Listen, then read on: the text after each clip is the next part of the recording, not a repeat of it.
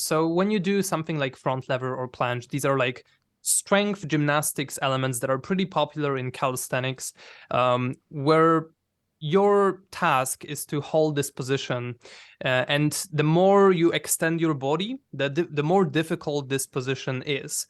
And the planche is basically like the push-up position where your legs are levitating, sort of. Obviously, they're not levitating, but like there is that impression when you look at planche. And in They're the off front the lever, ground, yeah. yeah, you're off the ground, and in front lever, you're in the horizontal position, hanging from the bar.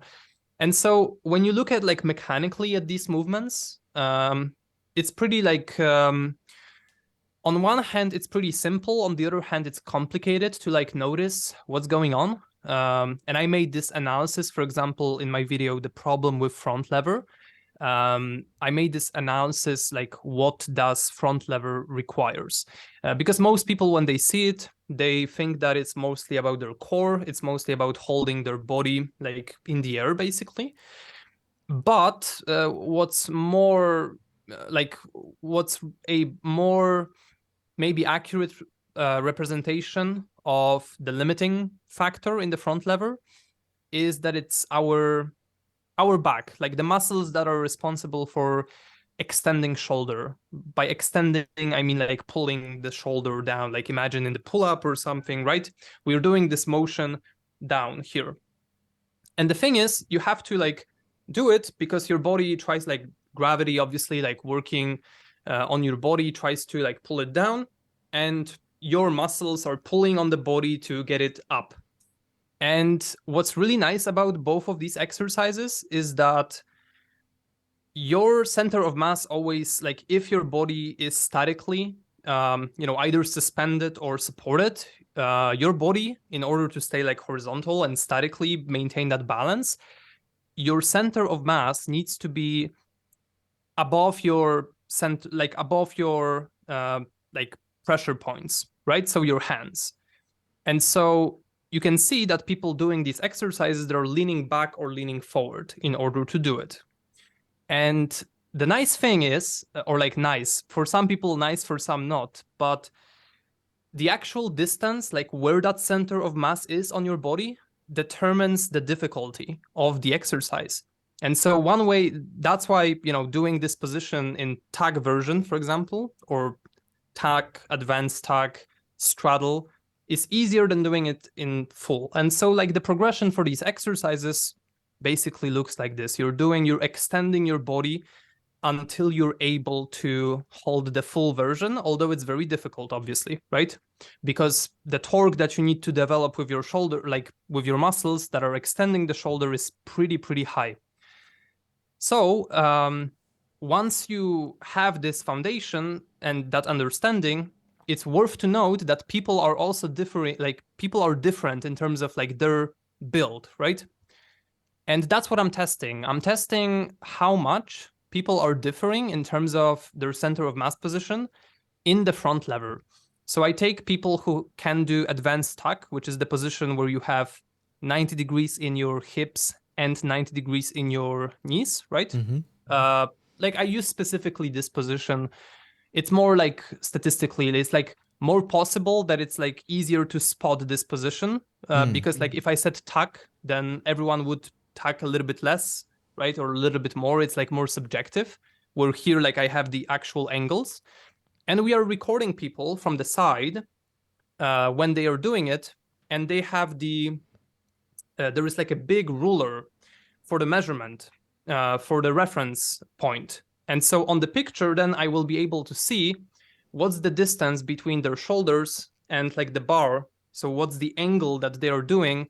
And some people will lean more. And these are the people that are less for like, they're a little bit less predisposed for the front lever in that like purely mechanical sense, because their center of mass is farther. So they need to lean more back. And I want to see how different are people from each other in that respect, right? So how are their center of mass more forward than others? Is it like because they have a bigger upper body, smaller lower body, or Oh, yeah. somebody has a bigger lower body than their upper body? Yeah, so it's a very good point. So basically, just finishing on that point, I'm doing like other things as well. I'm actually measuring their bodies as well in terms of anthropometry. So anthropometry is this, I think it's a discipline of body measurement. So you basically do, like you're measuring girths, you're measuring lengths, heights, and stuff like that. Obviously body mass as well. And you're making these measurements and you're just then comparing that to a certain, like models that are used in data. So you can see that proportionally, this person has very long arms, for example, right? Or this person has a very like large torso. Then what I'm doing, they are also, because we are doing it in the lab, they are testing their isometric strength. So how much torque they can actually develop. And so imagine that there are two people and both of them weigh, let's say their weight is 80 kilos, right? And imagine that they are testing their strength in this extension, right? Which is angled pretty similar to what they're doing in the front lever. And imagine that they are doing, like they're able to generate, let's say 150 Newton meters, right? Both of them have the same strength, but one of these people is able to do front lever and the second is not. Imagine that, right? Mm-hmm. Both people, same relative strength to their body weight, but one of them is able to do it. Obviously, one interpretation is that there is some sort of technique. That's true. Maybe like there is some activation element that people are able to do in the front lever. Some others are not able to do it.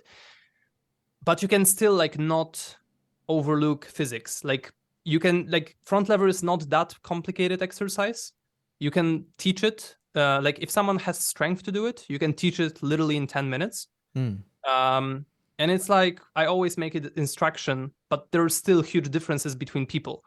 I was one of these people, or my brother. My brother is like, he has like 60 kilos weighted pull up, Wow. and he weighs like 78. Like he has tremendous strength, but he's not able to do full front lever. There are people, I know people who are like much weaker relatively, they can still do front lever. And I just want to see that, so apart from that, like you ask me what determines that center of mass position.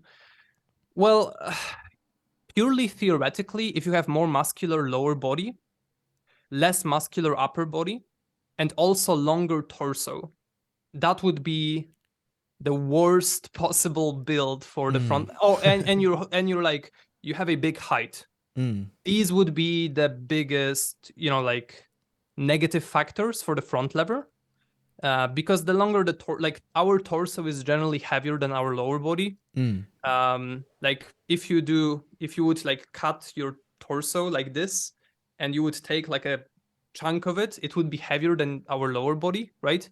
So people with longer legs would have like this center of mass relatively higher, right? And then height determines like on absolute where that center of mass is. And obviously, like how muscular, how big your legs are, and your upper body.